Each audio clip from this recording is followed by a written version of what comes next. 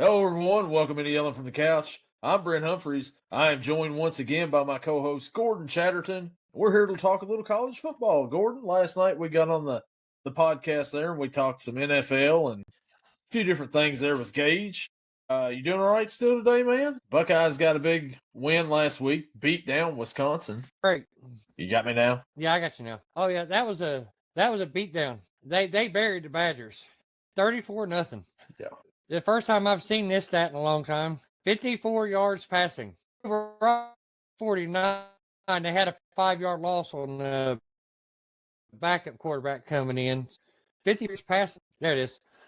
54 yards passing, 95 yards rushing on 31 attempts. Overall, pretty good defensive performance. Yeah, not too bad at all. And then my team last week welcomed in the Texas Longhorns, and what a game that was. Ugly all the way through. They go to overtime and fall. Man, yeah, not good. But that's what I told you last week. I was like, Kentucky plays a style that Texas doesn't play well with. They should have won that game. Yeah, they definitely should have won that game. But some questionable decisions there, bad special teams play, which we'll get into it in depth here in just a minute. But just overall, not too good there for Kentucky last week, but a good week for Ohio State. This week coming up, Ohio State, they don't play anybody. They're on a bye. And Kentucky welcomes in that stupid team down south in the Commonwealth Stadium. 2 weeks in a row, Kentucky plays UT. It is what it is.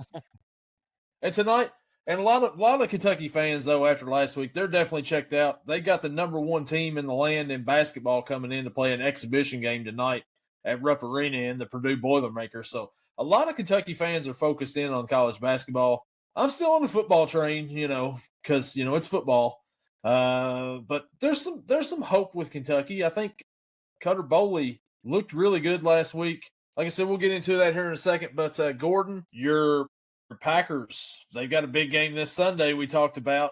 After we got done recording, Gage sent me a thing that there's a lot of strange things that happen in Pittsburgh on Sunday night games. Oh, yeah. Well, like I said last night, that little nugget, though. Packers haven't won there since, I think it was 1970, but it was early 70s. They can't seem to beat him at night. I can't seem to beat him in Pittsburgh. In 2024 against the Cowboys on Sunday night, game goes to an hour delay and the game ends at 1 a.m. 2024 against the Jets, Russell Wilson blows out Aaron Rodgers for a huge win in his debut for Pittsburgh. 2022 versus the Ravens, Pickett leads an incredible game-winning drive capped off by a touchdown throw to Najee Harris. 2021 versus the Steelers, TJ Watt strip sacks Geno Smith in overtime and puts the Steelers in field goal position. 2021 versus the Chargers, Steelers pull off an incredible comeback down 17 but fall short in the final minutes. All within the last 5 years on Sunday Night Football in Pittsburgh. Are we shaping up for another classic in Pittsburgh on Sunday night? I hope so, but I hope it's in my team's favor. But I do too. It is Aaron Rodgers. Aaron Rodgers is, he is who he is. He knows how to read defenses. You can't fool him. You can't trick him.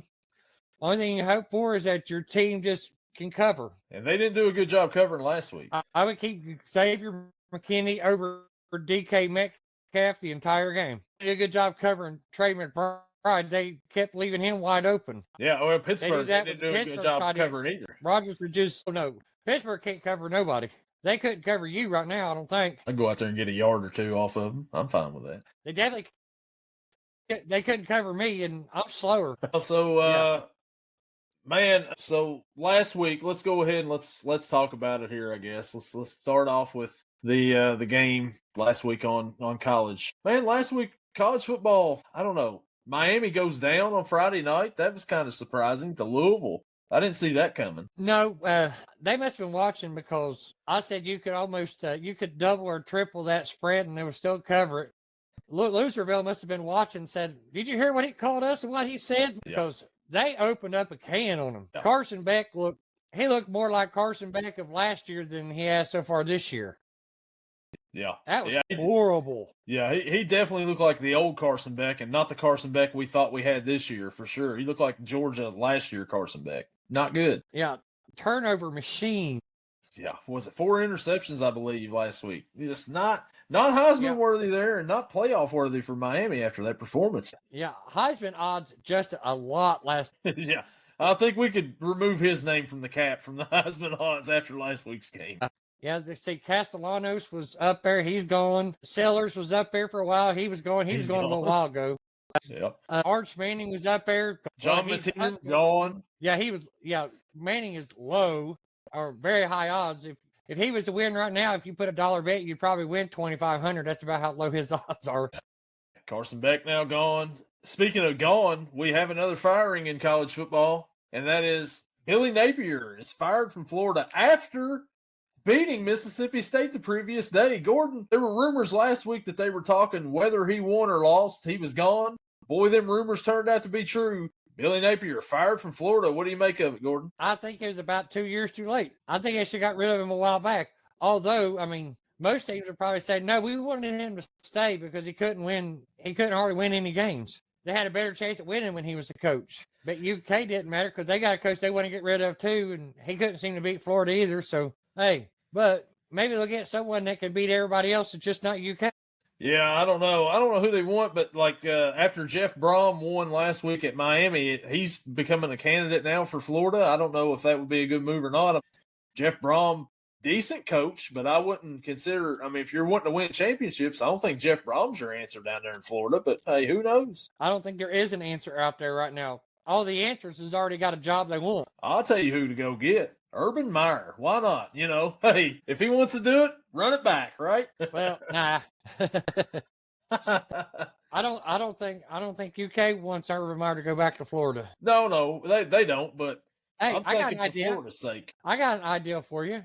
It would help you, and they should draw Mark Stoops away from Kentucky to go to Florida. I don't think Florida's that dumb. I would take it though, for sure. But they wouldn't go for that. There was rumors that Virginia Tech was talking to Mark Stoops. I mean, I'll drive him to Blacksburg if need be. Hey, and you'd probably take money out of your own pocket to drive him too. Yeah, absolutely.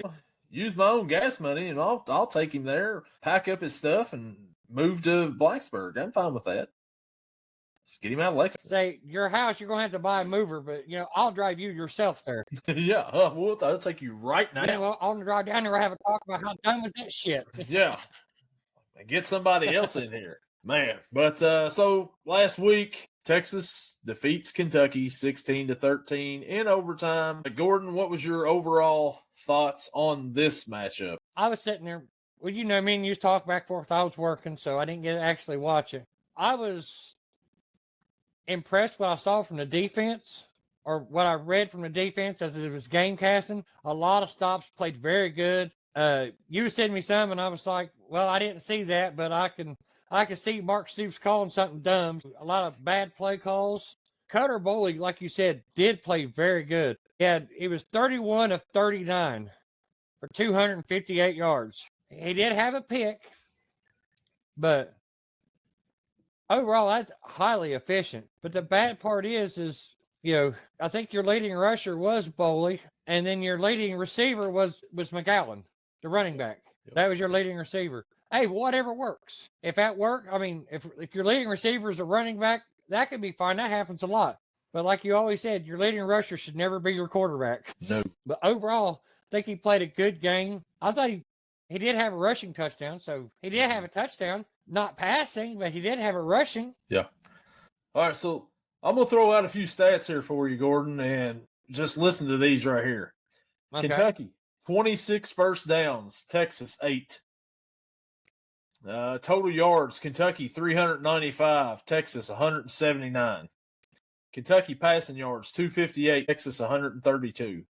Rushing yards, 137 for Kentucky, 47 for Texas. Time of possession, 39 minutes, 23 seconds for Kentucky, 20 minutes, 37 seconds for Texas. If you just looked at the stats, who would you say won that game? Lots of. You thought Kentucky just blowed them the hell out. Yeah. You would think so with the way that was right there, and it wasn't the case. Texas wins in overtime, 16-13. But, man, Arch Manning, 12 of 27, 32 yards. 11 carries, minus 1 yard. Sacks are included in on that. Eisner, 37 yards rushing. Only 45 yards rushing. 258 yards, as you mentioned. 31 of 39, 1 pick, no touchdowns. Through the air, on the ground he had 1. Seth McGowan, 45 yards rushing, 68 yards receiving. Also in the third quarter, Seth McGowan went to the hospital. Got a got tested out and came back and played in the fourth quarter. I've never seen or heard of a player going to the hospital in the middle of the game and coming back and playing afterwards. That's crazy. Well, that's resilience. Definitely resilience. That's resilience personified. Yeah, I was sitting there looking at that and I was like, 7 receptions for 68 yards for Seth McGowan, leading receiver. It's like everything went backwards. I was almost expecting to see a wide receiver, the leading rusher. Yeah. Instead, you get the quarterback.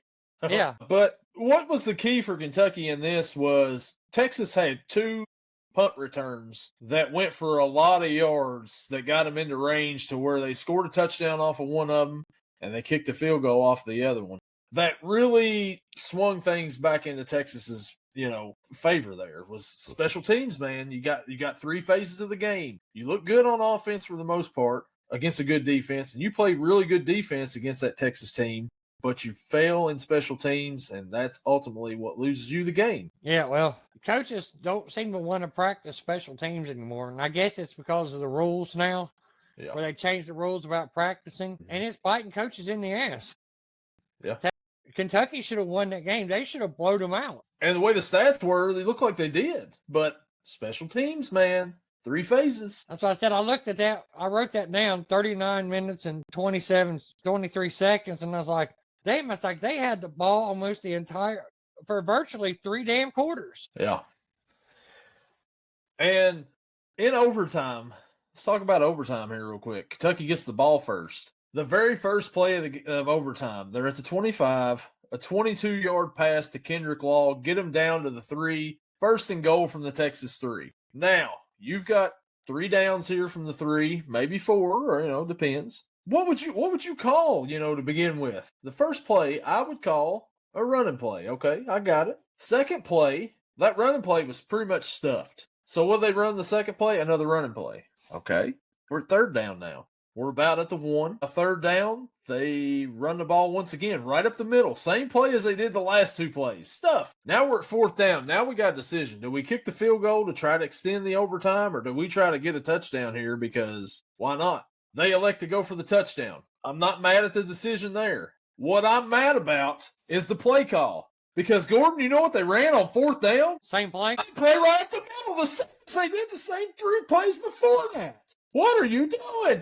Change something up between one of them plays. Dante Dowdell try to jump over once again, right up the middle. And guess what Texas's strength is on defense? Running up the middle.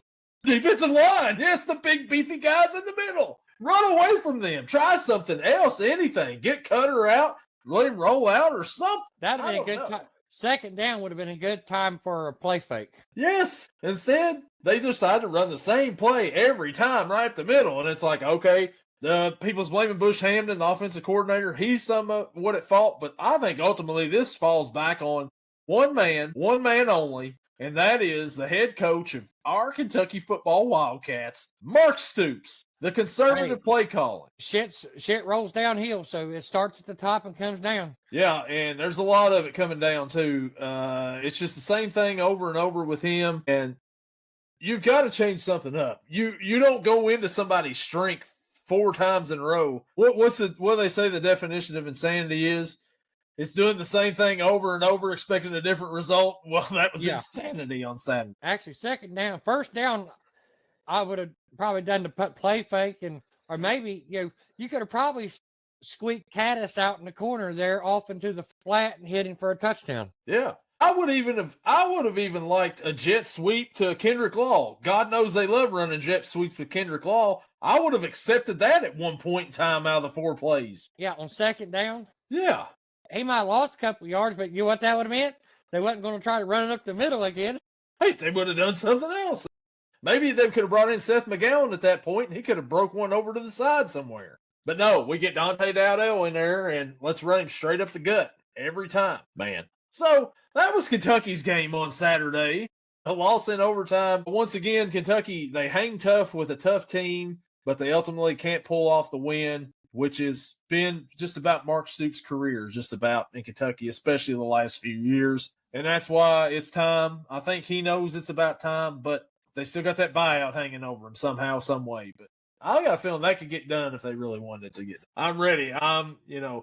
clearing out my throat here, warming up the windpipes a little bit, getting ready to start singing it a little bit. The fat lady singing, so the fat guy might as well too. Oh man. Enough of the Kentucky for right now.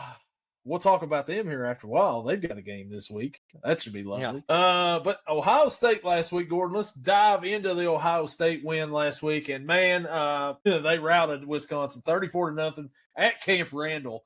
Just dominating performance from start to finish. Wisconsin under 150 yards total offense. Ohio State just looks like the national championship contenders once again. And Wisconsin looks like maybe Luke Fickell may not last through the rest of the season. What do you think, Gordon? They kind of talk like they're not going to fire him, but how could you not after that? Because that was just atrocious.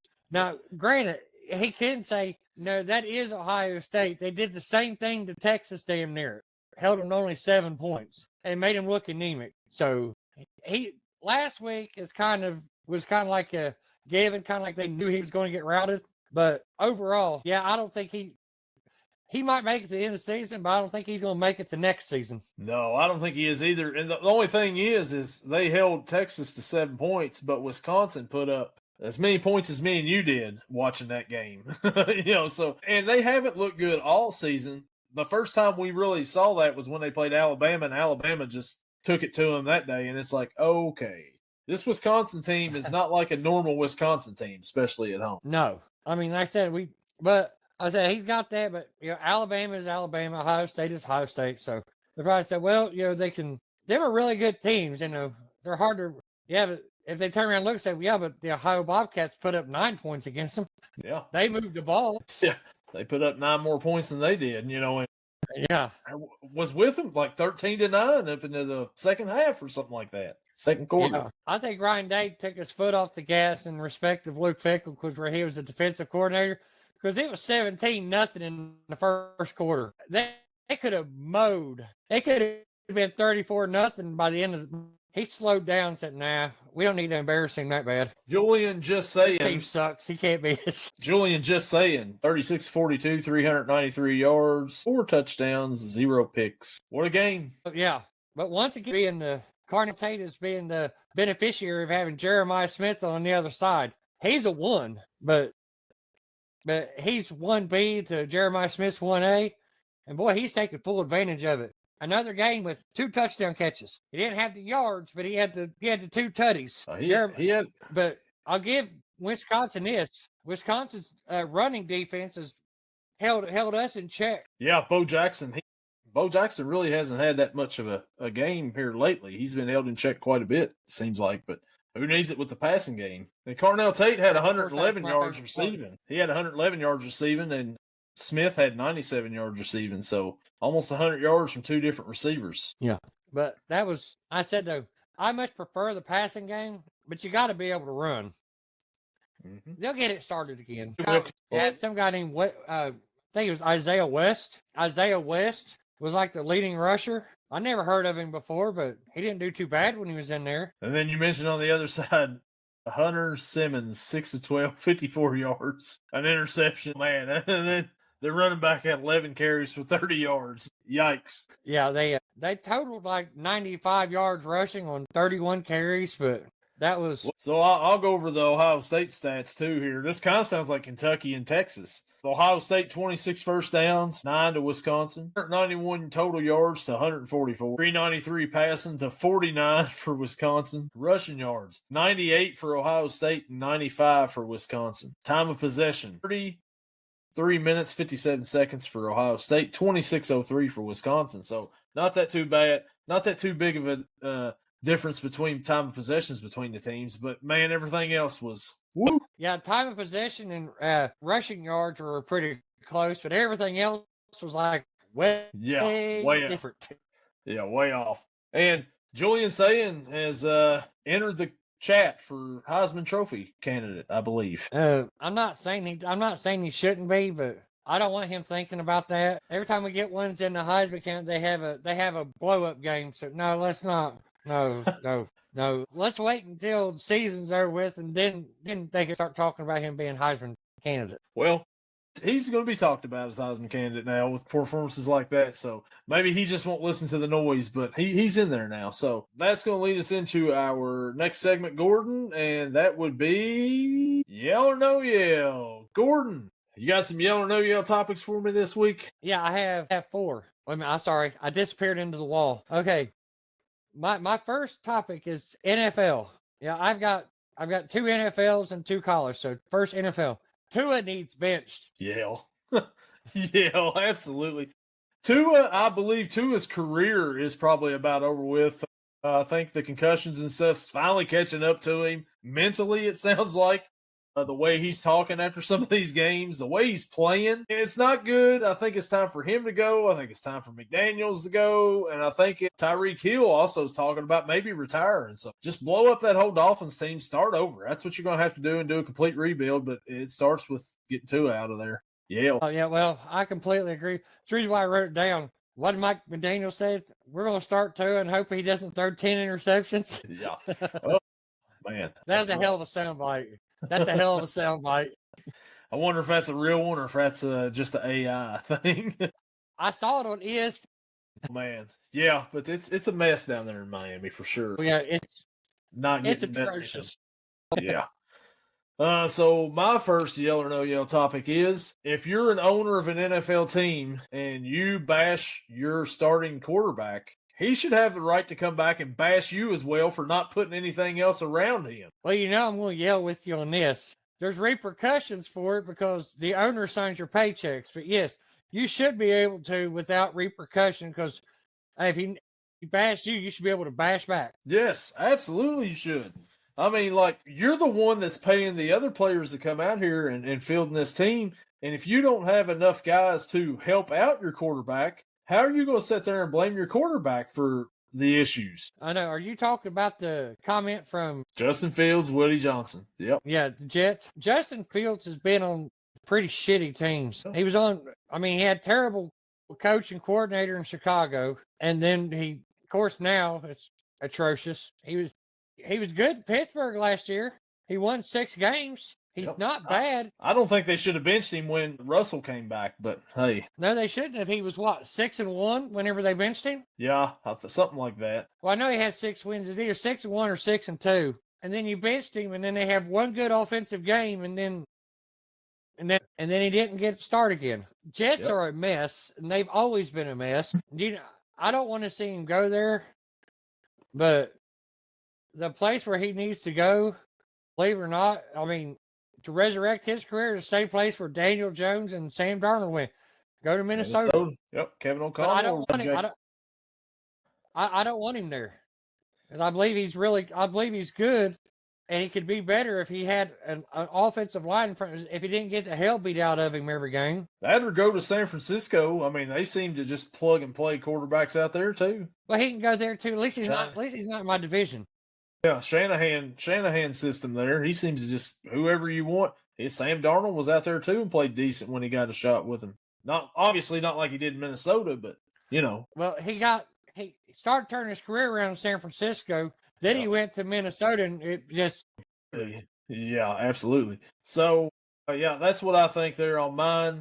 Your next one, Gordon. Second NFL topic. Jaguars need to trade Brian Thomas Jr. They don't target him. Yeah, I'm going to no yell with you on this one because he had a really good season last year with Mac Jones as the quarterback. Jacksonville had that one good game this year against the Chiefs, and they played pretty good against the Bengals. They look good in certain games, but the last couple, man, they haven't looked good at all. They've got to find a way to get him involved. Travis Hunter really hasn't played that well either this year. And the Jags they haven't looked good the last couple of weeks. But I think that if they start getting him involved, he's only in his second year, so, they're not going to trade him right now or anything like that. But I don't know. Maybe you get rid of Trevor Lawrence and bring somebody else in there at quarterback. Liam Cohen doesn't seem to get along with him real well. The only reason why I said that is because they don't target him. When they do, they win. Or at least they're competitive.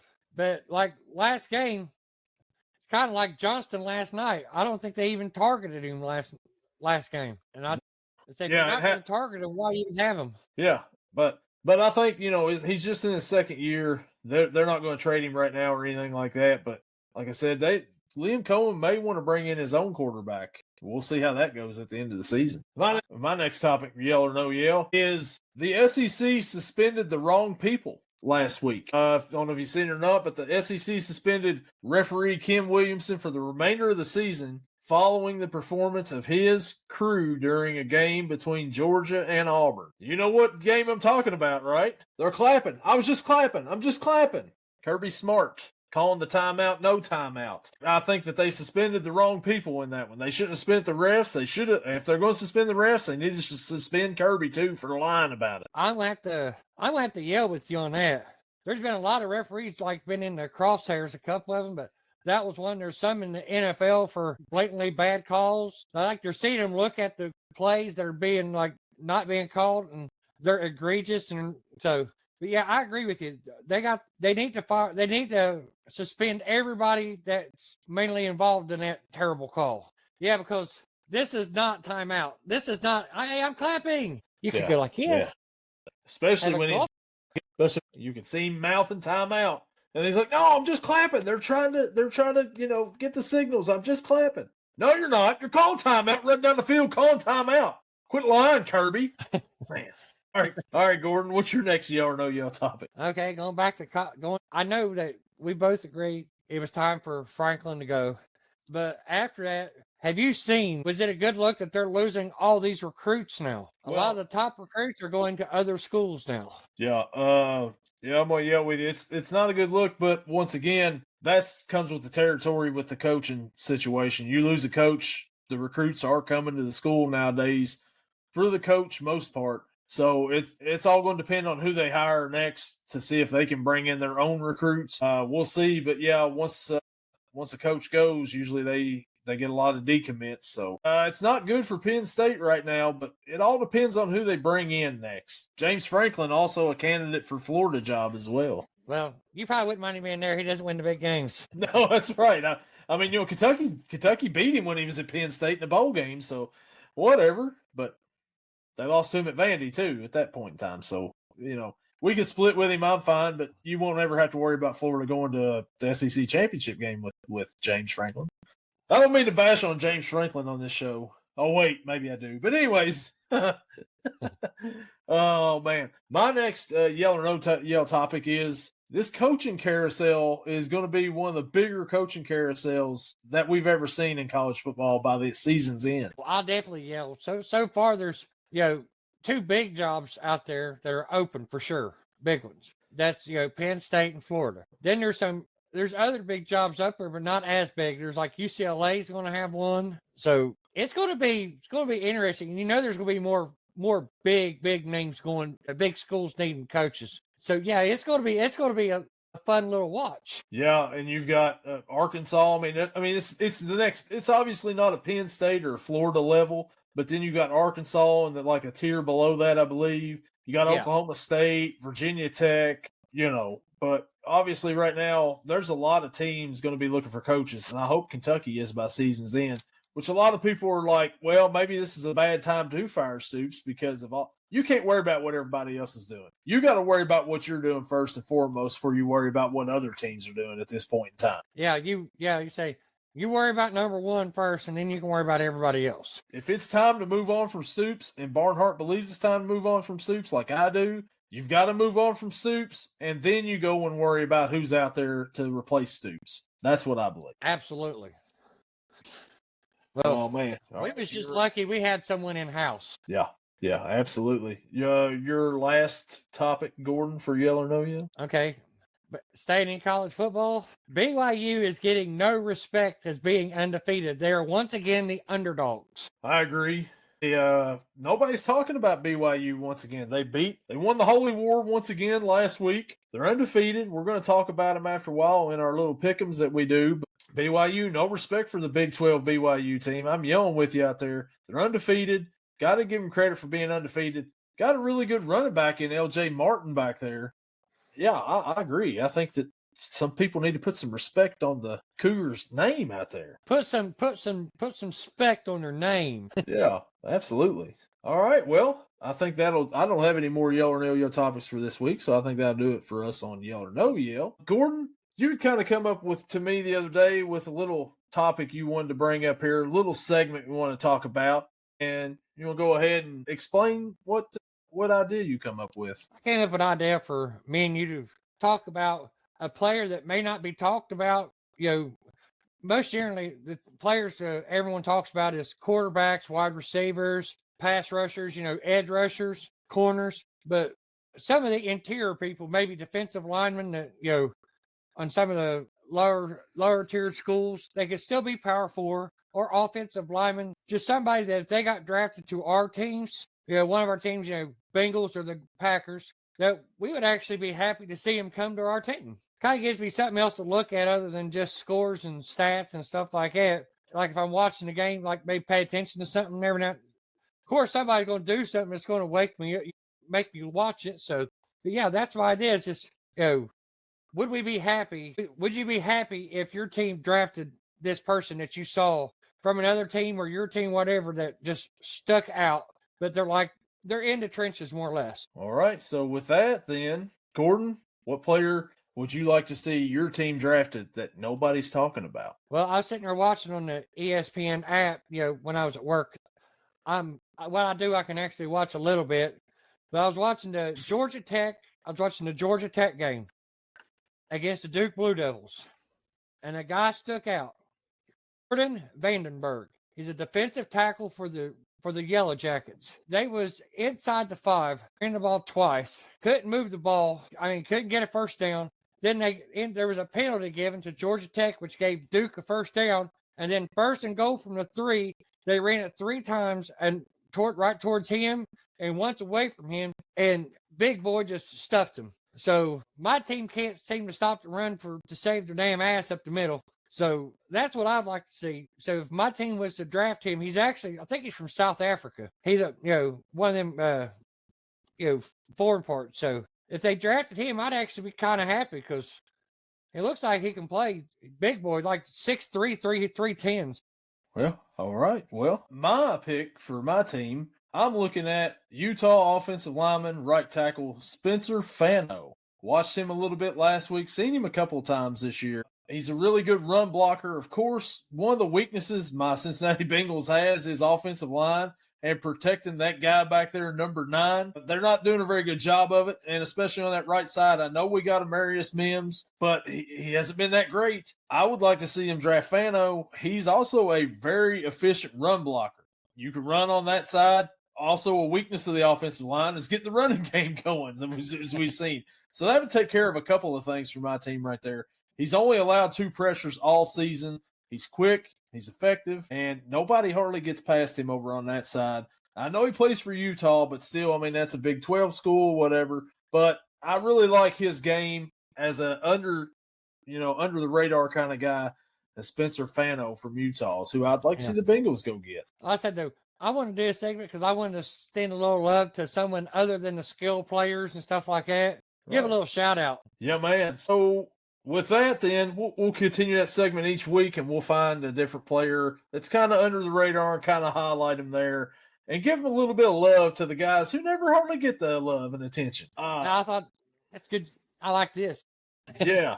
So let's go ahead, Gordon. Let's get started. Let's do our little picks here. How about it? Let's get into it. What do you say? All right. Sounds good. We'll start off first with the UCLA Bruins traveling to Bloomington to face the number 2 Indiana Hoosiers.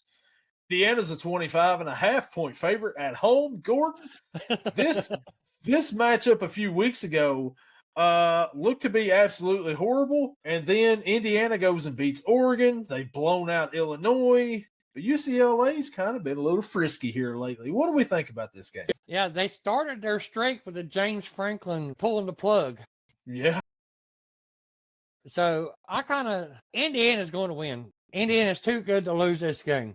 But I don't think they're going to win by 25.5. Can they? Yes, but I just got this thing that they're going to win comfortably, but I don't think it's going to be 25.5.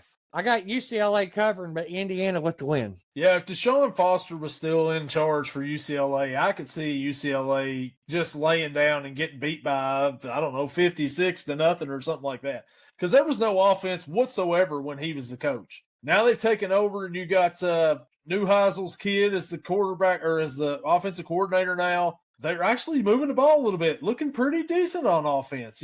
Fun to kind of watch a little bit there. And then IU, we know what they are right now. They're a really good ball team. Nettie just signed a big extension last week, $90-some million. He's not going anywhere from Indiana. I think Indiana wins this game too. Like you said, I think they get comfortable. It's never a game where it's like, okay, maybe UCLA can come and win this game, but IU's up by at least 2 scores for most of the game. Not really competitive, but they don't completely run away with it either. I like Indiana to win this game, but I like a UCLA cover. The next game we're going to go to, let's do it right here. The number 17 Tennessee Volunteers travel to Lexington to face the Kentucky Wildcats. Tennessee is an 8.5-point favorite. Tennessee's an 8.5-point favorite at Kentucky. Gordon, what do we think about this game right here? I don't think Tennessee can pull away from them. I think it's going to be close. UK could win, but I'm thinking Tennessee wins, but UK will cover. I don't think it'll be more than, it'll probably be like the Texas game as far as point differential. It might be just 3s, but okay, let me put it this way. I'm hoping UK wins, but I think Tennessee will win, but Kentucky will cover. Man, I hate Tennessee. First of all, because it's Tennessee, and I just hate them because they're low down, they're dirty, there's some snitches. And I hate Philip Fulmer. I hate all their colors. I'm not a dog person. I just hate Tennessee, man. Like, I hate Neyland Stadium. It looks like a garbage truck worker convention, and I hate all their quarterbacks. I just hate Tennessee, man. Their colors reminds me of, it's not that orange you can sit with. I hate Tennessee more than I hate Louisville. I just dislike Louisville, but I hate Tennessee. See, Tennessee colors is that throw-up orange. It's not that orange you can sit with. It's that puke inside of a pumpkin orange, and I don't like pumpkins. So I really don't like Tennessee, man. I can't stress that enough. They're losers. They're sore losers because they're not Kentucky. I just hate Tennessee, man. But I think in this game right here, Tennessee's got offense. This is the difference between them and Texas. Kentucky can't put up points. I think Tennessee wins, and I think Tennessee covers. I just don't think Kentucky's going to be able to score with Tennessee. I'm trying to throw some hope your way, saying they can keep it close. Yeah, I appreciate that. I really appreciate that. For purposes here, I guess I'm going to go with the Volunteers in this one. But yeah, they could suck it. But anyways, the next matchup. But just remember, I told you they was going to keep it close against Texas, and they could have probably pulled it out, and they should have pulled it out. Right, but the only thing that gets me there is Texas doesn't have an offense. Tennessee does, so that's the only way where I'm like, all right. The next matchup, number 8 Ole Miss travels to Norman to face number 13 Oklahoma. Oklahoma is a 5.5-point favorite. Gordon, what do you think? Oh, that's a lot of points. When I checked it earlier, it was 4.5, but I know the line moves. Line moved. I got Oklahoma. I think Oklahoma will win because it's at Oklahoma. But I don't think they're going to cover. I think it's going to be a game that's going to come down to the last possession. I think it'll be a 3-point game at least.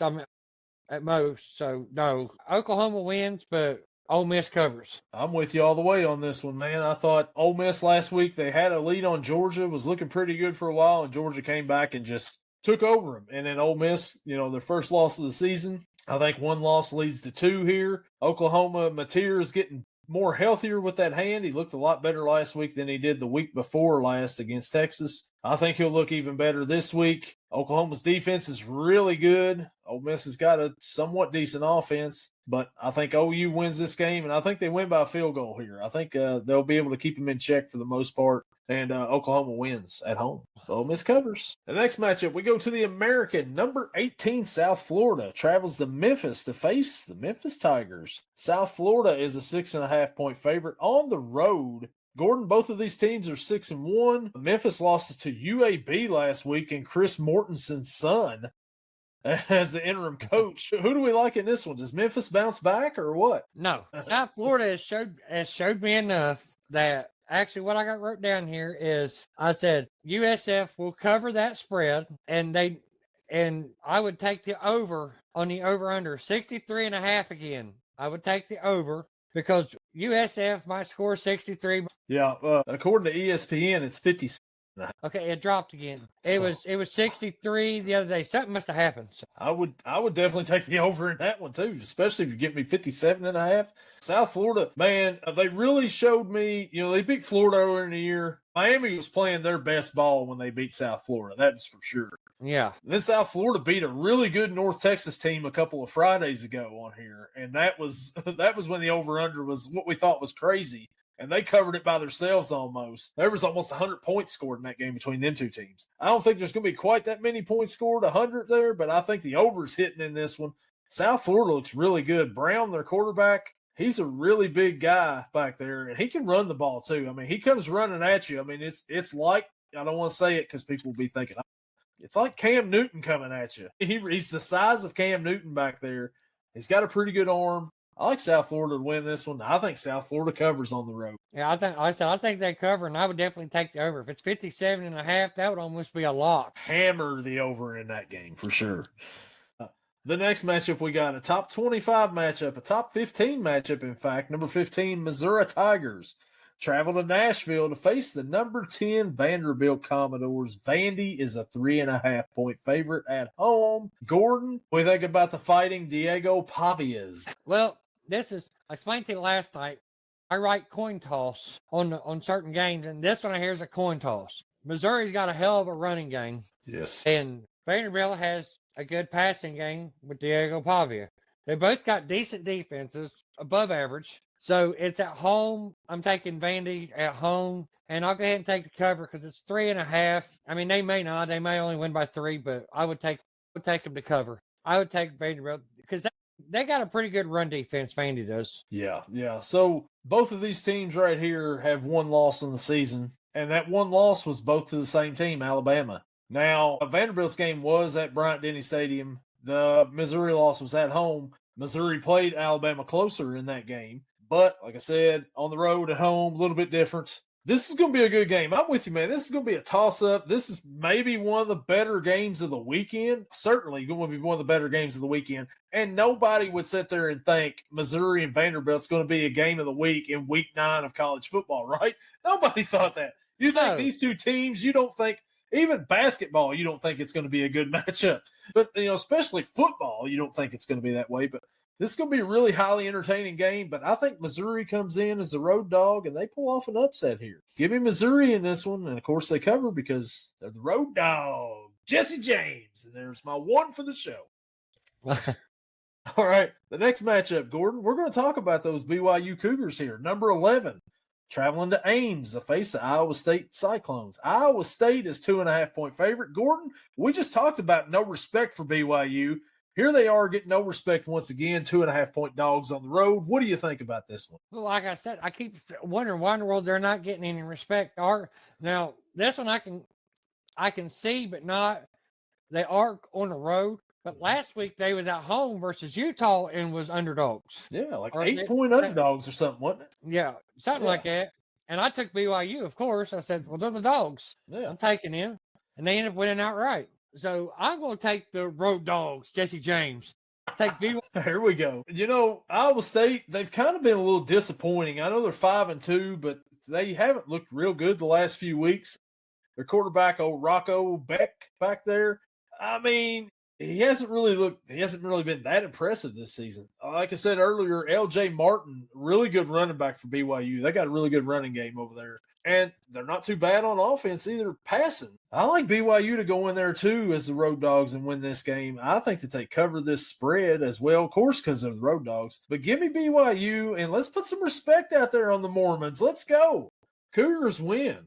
Our next matchup, we're staying in the Big 12, and we've got, you want to talk about big spreads, we got one here. The Baylor Bears travel to Nippert Stadium to face the number 21 Cincinnati Bearcats. Cincinnati is a 3.5-point favorite at home. Gordon, the Bearcats have played really good. They've rattled off like 6 in a row since their first loss of the season to Nebraska. What do you think about this game here? This is one that I'll be the first one to admit I've not given UC any respect all year. Me either. I mean, anytime they played someone decent, I thought they were just going to get run over, and they haven't been. So I think it's about time that I give them a pinch. I think they're going to win, but I think it's going to be a last-second field goal that's going to win it, so I don't think they're going to cover.